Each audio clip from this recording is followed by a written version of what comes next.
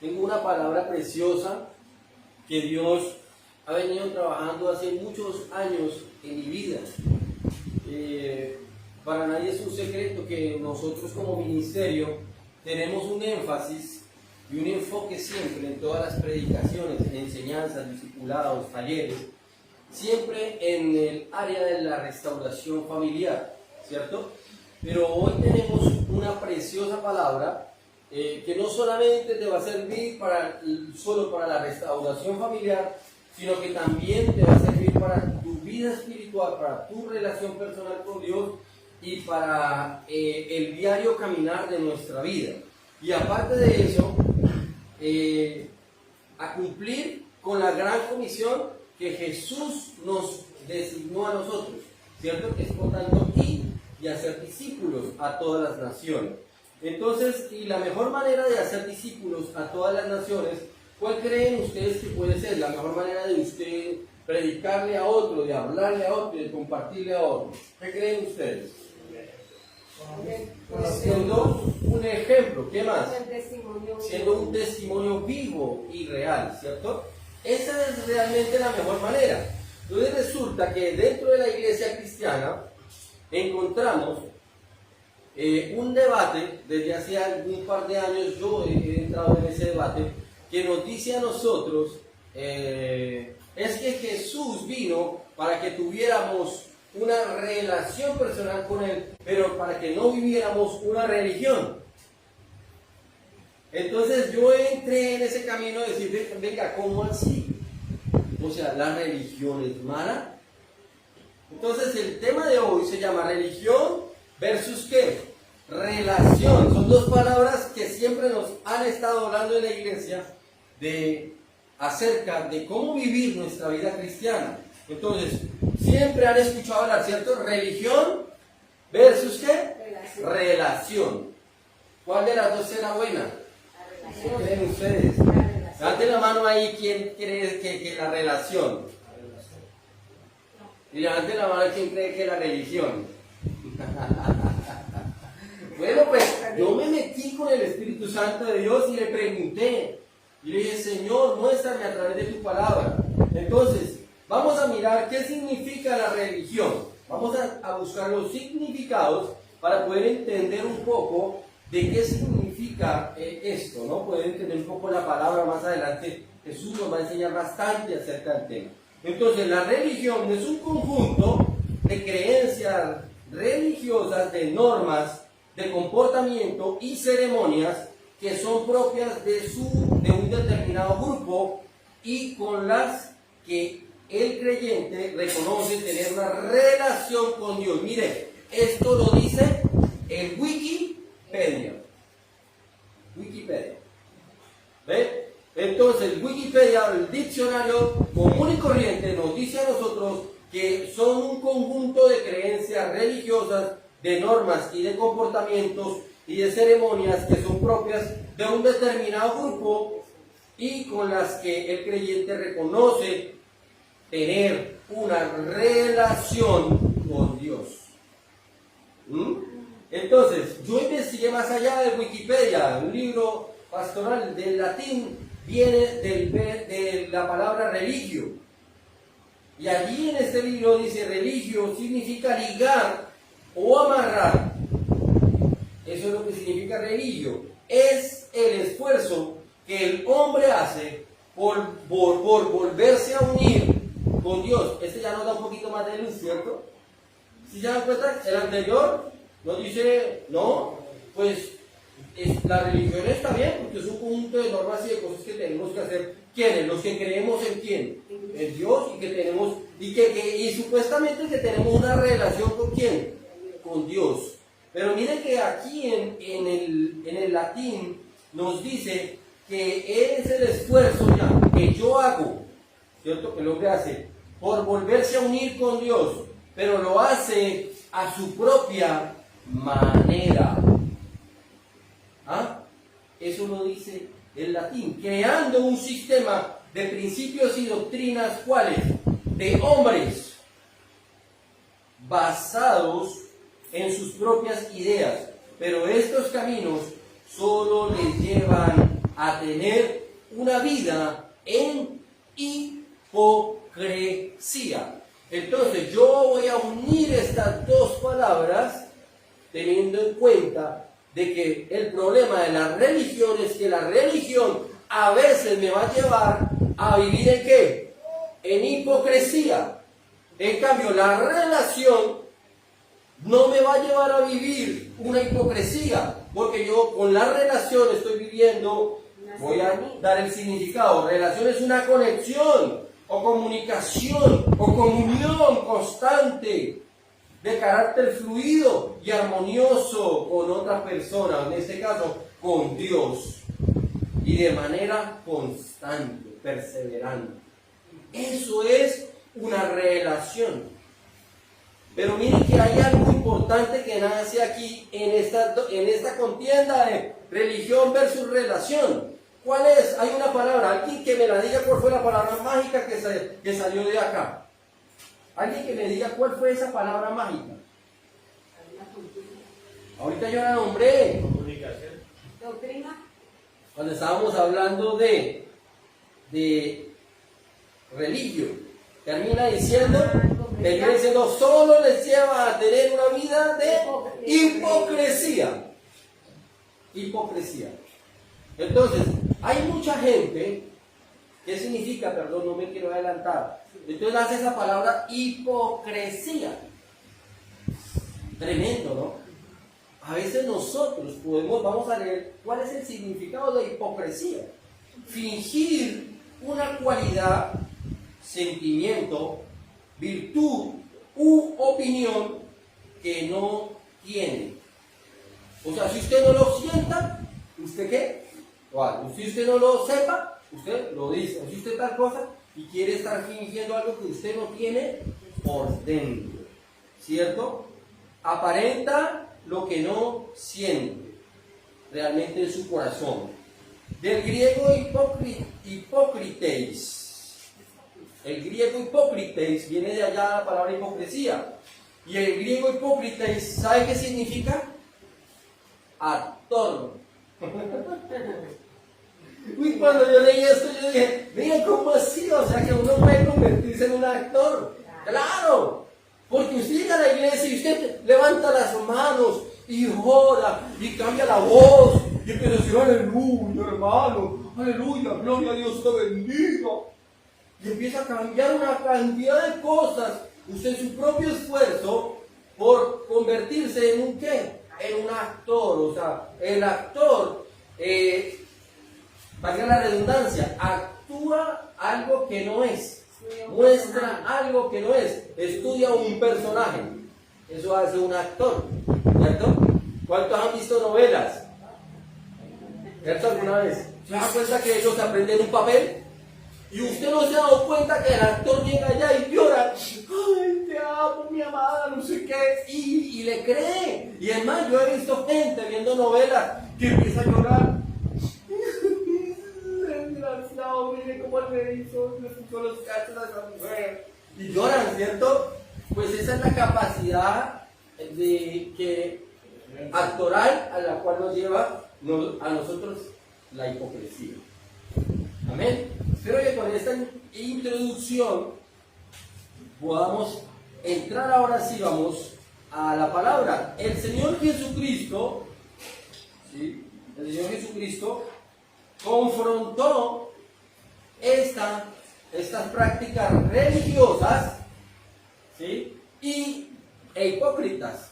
El Señor Jesús las confrontó. Entonces quiero que me acompañen primero a Lucas, capítulo 13. Allí vamos a darnos cuenta cómo el Señor nos va dando luces acerca de Lucas capítulo 13, ¿cierto? Lucas 13, versículo del 10 al 17, vamos a leer. Lucas 13. Capítulo 12. Sí, capítulo 13, verso 10 al 17. Y dice de la siguiente manera. Enseñaba Jesús en la sinagoga en el día de reposo. Y había allí una mujer que desde hacía 18 años tenía espíritu de enfermedad y andaba encorvada y en ninguna manera se podía enderezar. O sea, había una mujer como enferma, ¿cierto? Cuando Jesús la vio y la llamó, le dijo: mujer, eres libre de tu enfermedad. O sea, hermano, el día de reposo, va caminando Jesús y ve una mujer enferma con una necesidad. Y él tuvo ¿qué? ¿Qué creen ustedes que tuvo cuando vio una mujer enferma y se va? Y le dice, y va y ora por ella. ¿Quién cree que tuvo ahí compasión por esa mujer? Entonces miren los atributos de un verdadero. ¿Tuvo qué? Compasión.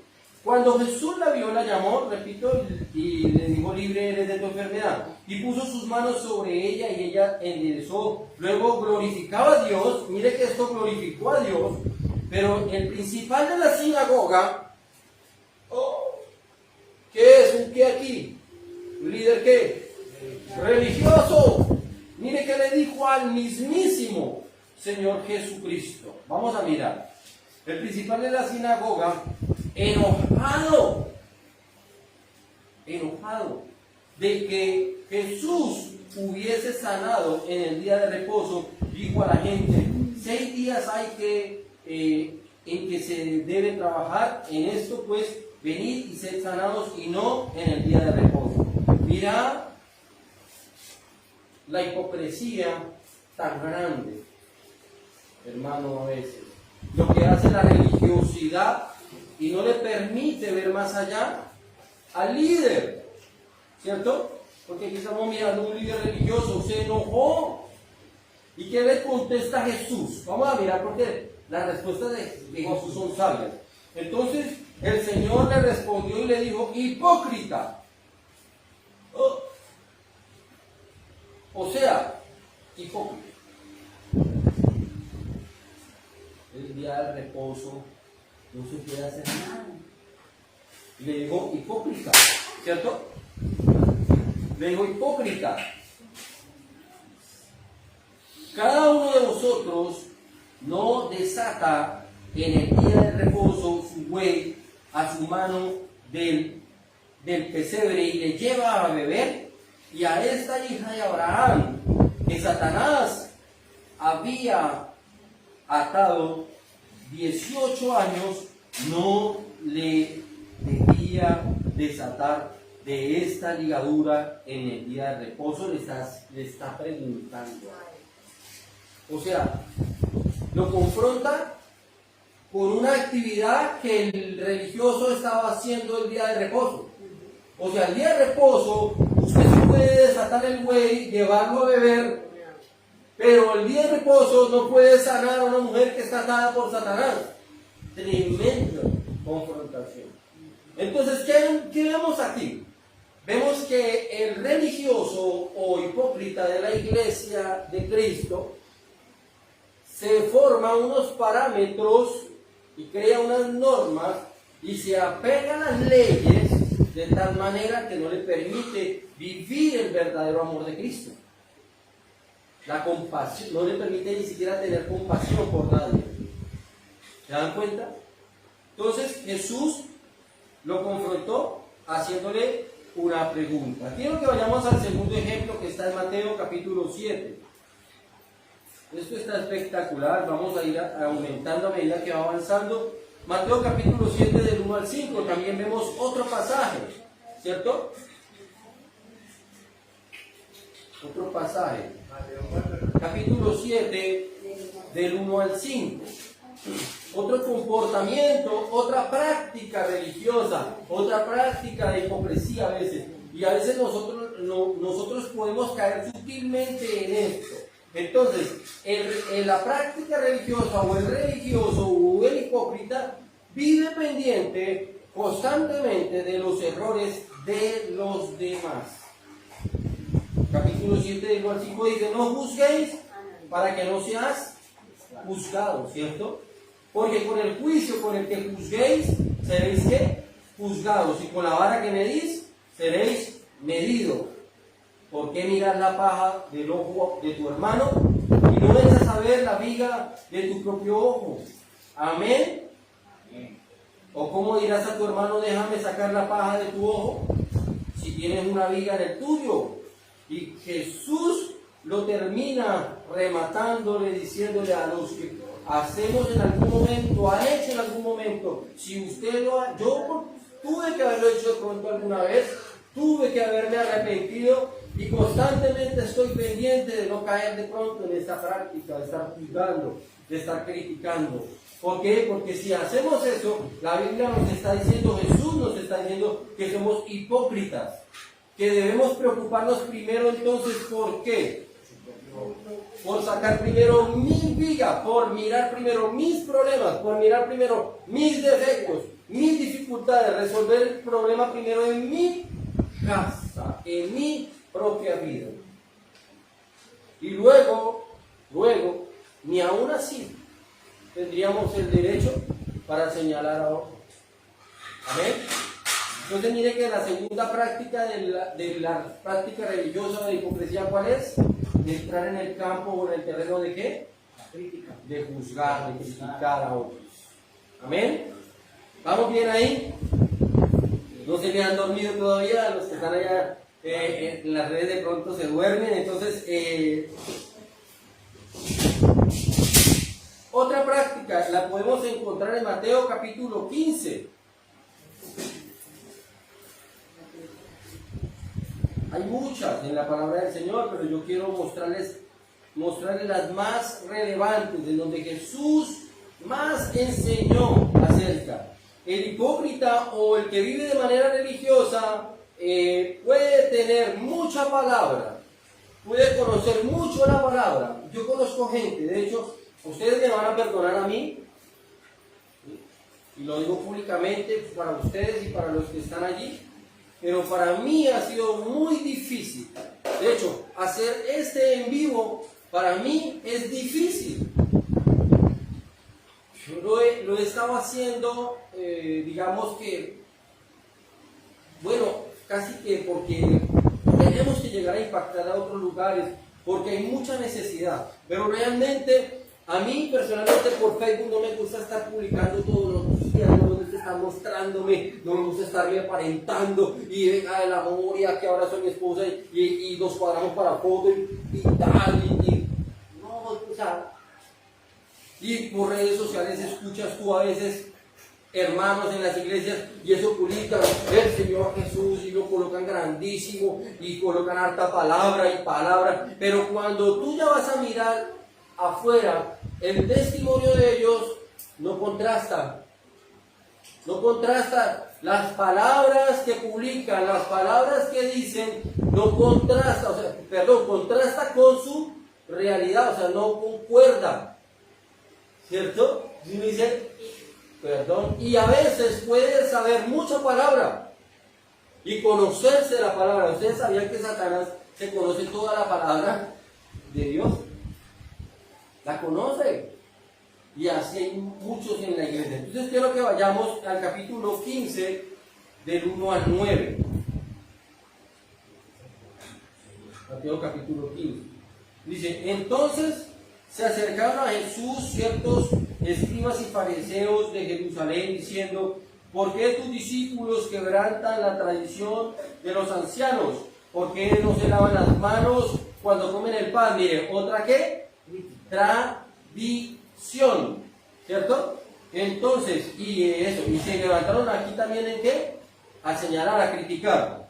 Respondiendo, vamos a ver qué responde Jesús. Él les dijo, porque también vosotros quebrantáis el mandamiento de Dios por vuestra tradición. ¿Por qué Dios mandó diciendo, honra a tu padre y a tu madre, y el que maldiga al padre y a la madre muera inmediatamente? Pero vosotros decís cualquiera que diga a su padre y a su madre, es mi ofensa a Dios, todo aquello con que pudiera ayudarte. En el 6, ¿ya no ha de honrar a su padre o a su madre? Está preguntando, así que habéis invalidado el mandamiento de Dios por vuestra tradición. Y mire que aquí los confronta. ¿Con qué los está confrontando? O sea, ustedes están criticando acá un procedimiento, pero allá están haciendo otro procedimiento mal, o sea, están deshonrando ¿a quién? A su papá y a su mamá. O sea, y si Jesús los estaba confrontando, eso era porque les había visto que deshonrar a padre y madre, ¿cierto? Entonces dice, en el 7, vuelve y arranca, como hipócritas, ¿cierto? Bien, profetizó de vosotros Isaías, cuando dijo, ¿dónde profetizó Isaías? 29:13, cuando dijo, este pueblo de labios me honra, mas su corazón está lejos de mí, pues en vano me honra, enseñando como doctrinas mandamientos de hombres. Amén. De labios hablamos, podemos conocer mucha palabra, pero el problema no es conocer tanta palabra, porque a veces cuando conocemos mucha palabra podemos caer en una cosa que se llama envanecimiento. Yo ya sé más, yo ya conozco más, ¿sí? Que ese hermano, que esa hermana, que ese líder, que ese siervo. No, mira que no es así. Entonces aquí hay algo importante. ¿Qué está diciendo Jesús acá? Cuando nombró la profecía de Isaías, ¿qué está diciendo? Que para Dios es muy importante, más que tus palabras, ¿qué? Ahí está escrito. Sí, pero hay una palabra específica y clave en ese pasaje. Está aquí. El corazón. Ahí está diciendo, ¿cómo está tu qué? Tu corazón. Y a veces tenemos que entrar a eso, a revisar cómo está mi corazón. Porque yo puedo tener mucha palabra, puedo profetizar mucho, pero ¿cómo está mi corazón? ¿Cómo lo tengo? ¿Cargado, airado, resentido, dolido? ¿O mi corazón está lejos de Dios? Solamente lo hago todo de palabras y de apariencia.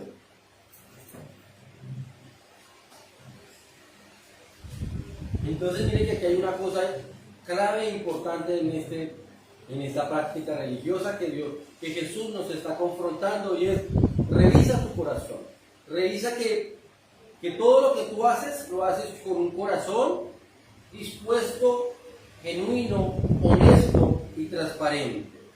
Amén. Quiero que me acompañen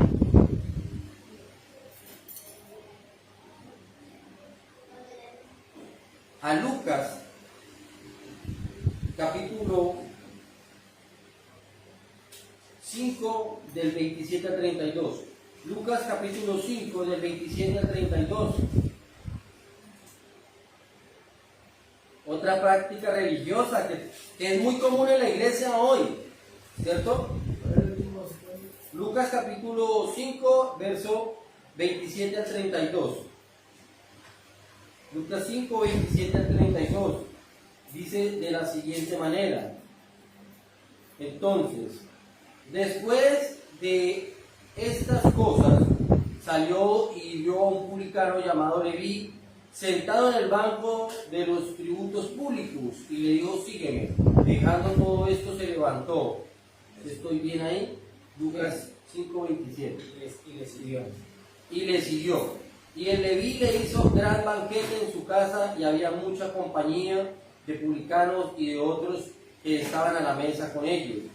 Y los escribas y los fariseos, ¿qué hacían? Murmuraban. Oiga, vuelve otra vez el puente y el tema de la murmuración, ¿cierto? ¿Y quiénes murmuraban ahí? ¿Los qué? Escribas y fariseos. ¿Y quiénes eran escribas? ¿Ah? Eran los líderes de la época, imagínense. ¿Ah? Gente que sabe mucha palabra, doctrina, ¿cierto? Y fariseos, una religión de la época, murmuraban ¿contra quién? ¿Contra quién murmuraban? O sea que normalmente un religioso o un hipócrita está constantemente criticando y murmurando ¿qué? ¿Contra quién? Contra los líderes, contra el líder, ¿cierto? Contra el que está ahí. Este pastor se paró así, no, y este se paró así. Una cosa diferente que tú juzgues la enseñanza y la doctrina. Una cosa diferente es que tú digas, ven, espérate porque el pastor dijo esto, pero esto no estaba en la palabra. Pero otra cosa diferente, no, es que no me gusta que el pastor se para así, es que a mí no me gusta porque el pastor se para así, o porque saca así, o porque es que no se peina así, o porque tal, porque hay gente que a veces critica todo. Es que a mí no me gusta porque a mí me gusta ver que el pastor de allí es más elegante, es más bonito, es que de allí no sé qué. O sea, este tipo de murmuración es el que está hablando acá la Biblia. No es doctrina, sino cosas. Y mire qué pasa con estos que empezaron a murmurar. ¿Por qué coméis y bebéis con publicanos y pecadores? Y ha pasado, uy, el pastor que hace allá, o el líder, uy, el diácono, uy, miren, hermano, allá sentado y con esos borrachos y y esa pinta y esa facha de parillero que tiene. Traigámoslo a la época. ¿Qué te están diciendo aquí? ¿Con qué? Con publicanos y pecadores. Imagínense, los discípulos se sentaban a comer ¿con quién? Con pecadores. Entonces, hoy en día el religioso no tiene la capacidad de poder sentarse con su familia que es pecadora o con alguien de su trabajo que es pecador a compartirle a Cristo, porque si me siento con él, me contamino. Entonces mire lo que termina diciendo Jesús. Respondiendo Jesús le dijo, los que están sanos no tienen ¿qué? Necesidad, ¿cierto? De su médico. Solo los enfermos, ¿sí? Solo los enfermos. Y dice, no he venido a llamar a justos, sino a ¿qué? A pecadores al arrepentimiento. A eso vino Jesús. Jesús vino a rescatar. Y la iglesia tiene que salir. ¿A qué? ¿A rescatar a quiénes?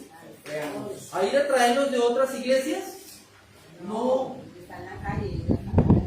Mire, una de las batallas con las cuales yo he librado constantemente, ministerialmente, es esa. Hace 5 años que estuvimos pastoreando la iglesia en La Esperanza, nos pasó esa tarea. Y hoy le estamos pidiendo a Dios, Señor, por favor, trata de darme la unción y la gracia para llegar a quién, a quienes, a los pecadores, a los que necesitan, hermano. No es bueno, no es sano. Yo por eso le he dicho a mis pastores, que los que hoy he tenido oportunidad de hablar de acá, les he dicho, no, la intención de mi corazón no es esa. Si fuera así, hace rato nosotros hubiéramos llenado un lugar. Si uno estuviera pendiente de recibir gente de otras iglesias y estarlos llamando y estarlos trayendo, pues esto se llenaría rápido. Pero no, Jesús no vino a esos. Jesús vino ¿a quién? A los pecadores. Por lo tanto, no se preocupe, hermano. El que está allí, no se aterre cuando usted me vea hablando en una esquina o en una calle o en la casa o en un lugar con una pecadora, con un pecador. Sea cual sea el estigma que tenga, el comportamiento, la disciplina, la cultura que esa persona tenga. Pero si yo me acerco, mi corazón, miren que en el anterior estamos mirando qué es, usted está pendiente de cómo está o sea, usted tiene que mirar cómo está su corazón. Porque si tú estás hablando con una mujer y le estás compartiendo a Cristo, ¿cómo está tu corazón ahí? ¿Cómo está? ¿No? Es lo que tenemos que revisar. ¿Mi corazón está codiciándola? ¿O mi corazón tiene en él lo más profundo el deseo de qué? De compartirle y de traerla ¿a qué? A Cristo Jesús, al arrepentimiento. ¿Amén? Esa es otra práctica religiosa. Uy, no, me contamino. Si yo voy al asado de cumpleaños de mi familia y es que son allá borrachos y me contamino. Pues hermano, vaya y les predica de Cristo y en luz en medio de las tinieblas. No se vaya a convertir a ellos. ¿Vale? Porque hay gente que no, es que el pastor me dijo que sí, que lo compartiéramos y que entonces le compartiéramos de Cristo y entonces compartir es que yo me tomé la de la C y cuando terminé fue borrachito. Y salió compartido. No, tampoco es eso lo que está enseñando la palabra de Dios. Amén. De hecho, los discípulos que estaban haciendo con los publicanos y con los pecadores, compartiéndole la palabra del reino. No estaban ninguna haciendo cosas raras, compartiendo la palabra. Amén. espectacular, ¿cierto? Prácticas religiosas, ¿cierto que sí? Y podemos caer fácil. No, es que a mí me da pena que me vean y yo no sé qué. No, y si mi mamá es tremenda, ni mi papá, o mi primo, o mi tío. No, no importa. ¿Sí? Cuando estábamos pastoreando en La Esperanza, él es muerto ahora, un primo de mi esposa. Un primo de mi esposa, nosotros lo queríamos bastante, porque en mis comienzos, cuando yo comencé hace muchos años, aquí en la primera casa a construir y vender, mis comienzos, las primeras casas, él venía y me trabajaba a muy buen precio, él era muy entregado al servicio y con nosotros la fuimos muchísimo, se llamaba Henry. Pero un problema y un defecto que tenía Henry es que era que, mis niñas se acuerdan, o sea, lo chévere de él sí que es que él siempre que llegaba impactaba alegría y resplandecía y ¿qué estamos haciendo? Y tal. Pero había un defecto que tenía él. Cuando era muchachas, era borracho. Y muchas veces, a mí me llevó allá a la iglesia, a La Esperanza, porque lastimosamente pues también nos tocó pasar la misma experiencia, que es vivir ahí mismo en la iglesia. Yo como familia en la iglesia, entonces llegaba a buscarnos. Y a veces llegaba todo borracho y lloraba, y yo estoy dolido, y yo sé que estoy mal, y le compartíamos de Cristo. Le compartíamos, lo abrazábamos, le brindamos una gaseosa, un agua, un tinto, lo que tuviera en la casa, y le mostrábamos el amor de Cristo. ¿A quién? A un borracho. No sabemos si él está hoy en el cielo, pero algo que sí me queda a mí tranquilo, y me queda la conciencia tranquila, es que yo le compartí de Cristo. Cuando él llegue allá a comparecer, entonces él va a decir, no sé qué. A él le van a decir, no se acuerdan de su prima y de la esposa de su prima. Le compartió de Cristo. Muchas veces le compartimos a él. El payaso le decíamos a él. Entonces, prosigo. A eso nos ha llamado Jesús, ¿cierto? Y por último, son muchísimas, pero quiero leerles la última que está ahí en Lucas, capítulo 11, está ahí cerquita donde estábamos. El viento aquí me hizo estragos. Lucas capítulo 11 del verso 37 y vamos a mirar otra práctica en la que yo las estoy enseñando. ¿Para qué? Para que hoy como iglesia, hoy como hijo de Dios, hoy como un verdadero cristiano, yo no caiga en estas prácticas. Ahora, que podemos caer, pues nos arrepentimos, pedimos perdón, arrepiéntete, confiésalo, reconócelo y cámbialo. ¿Vale? Es tremendo. Lucas capítulo 11, verso 37. Y aquí vemos otro acontecimiento, ¿cierto? El hipócrita todavía está viviendo muchas cosas de la ley. ¿Sí? Y se está olvidando. Mire, en esa época pasaba todo el tiempo. ¿No se han dado cuenta en todos los pasajes que hemos leído que casi siempre llegaban escribas, fariseos y todos los que estaban viviendo ¿qué? La ley, hermano. Y tenían al mismísimo Dios hecho hombre ahí de frente. Y su religiosidad y su hipocresía de estar viviendo una ley y una apariencia no les permitía ver las palabras del reino, que venían ya directamente, ya estaban en el cuarto de face to face. Uno dice, oye, tremendo, hermano, tremendo. Y a veces nos pasa. ¿Sí? Es que la ley dice que no podemos comer, no sé qué, y si se cae tal cosa. Espere, ¿qué enseñó Jesús? Yo le digo a la iglesia cristiana, todo texto bíblico del Antiguo Testamento, de la ley, tenemos que traerlo, ponerlo a la luz del Nuevo Testamento, porque nosotros estamos viviendo una nueva dispensación, que es la gracia mediante Jesucristo. Entonces, el ayuno, vamos a mirar qué enseñó Jesús acerca del ayuno. Vamos a mirar ahora, no me quiero desviar, Lucas capítulo 11, 37, estamos mirando otro pasaje donde dice 37 al 48, vamos a leer. Luego que hubo hablado, le rogó un fariseo que comiese con él, y entrando Jesús en la casa, se sentó a la mesa. El fariseo, cuando lo vio, se extrañó de que no se hubiese lavado antes de comer. Pero el Señor le dijo: ahora bien, vosotros los fariseos limpiáis lo que fuera del vaso, lo que de fuera del vaso y del plato. Pero por dentro estás ¿qué? ¿Llenos de qué? Ajá, de rapacidad y de maldad. ¿Cómo nos termina diciendo? Necios, ¿cierto? El que hizo lo que fuerza, lo de afuera, perdón, no hizo también lo de adentro. Pero dad limosna a los que tenéis, y entonces todo será limpio. Eso es lo que ellos pensaban, ¿cierto? Mas hay de vosotros fariseos, que diezmáis la menta, la ruda y toda hortaliza, y pasáis por alto la justicia y el amor de Dios.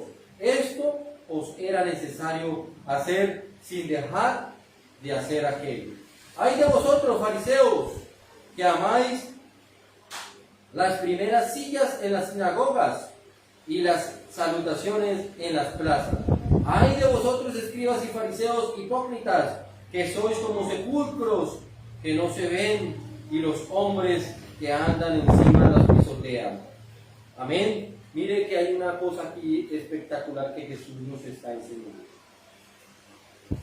El hipócrita, el fariseo, y Dios no, fue duro, le dijo sepulcro blanqueado. O sea, te veis como sepulcros. No sé usted qué tiene por sepulcro. Muerto, que sigue por dentro, ¿cierto? Pero mire que hay gente que a veces en la iglesia, no, es que yo voy todos los domingos, yo soy juicioso, y yo diezmo, y aquí le está diciendo, no es que dejes de hacer eso, pero no pienses que porque tú estás diezmando, pero no practicas que la justicia y el amor no sirve de nada. Tú diezmas y puedes dar 1.000.000, 500.000, 100.000, y lo haces con mucho esfuerzo, 50.000, 10.000, y uy, solo trae con un esfuerzo. Pero si usted no practica la justicia y el amor, no sirve de nada. Amén. Es otra práctica religiosa que Jesús ¿qué? Confrontó. Y los confrontó fuertemente. Mire que Jesús aquí no le dijo: mis amores, mis bebés, mis cuchicuchi. Venga, papacito. No, caballero, señor escriba, fariseo. No, le dijo de frente: hipócritas. ¿Cierto?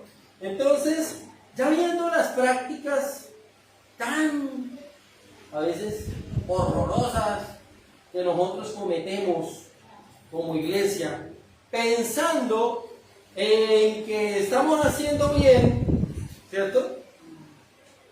¿Cómo entonces es que podemos empezar a vivir una relación personal con Dios que nos lleve a vivir una religión genuina y verdadera? Porque eso es lo que Dios está buscando.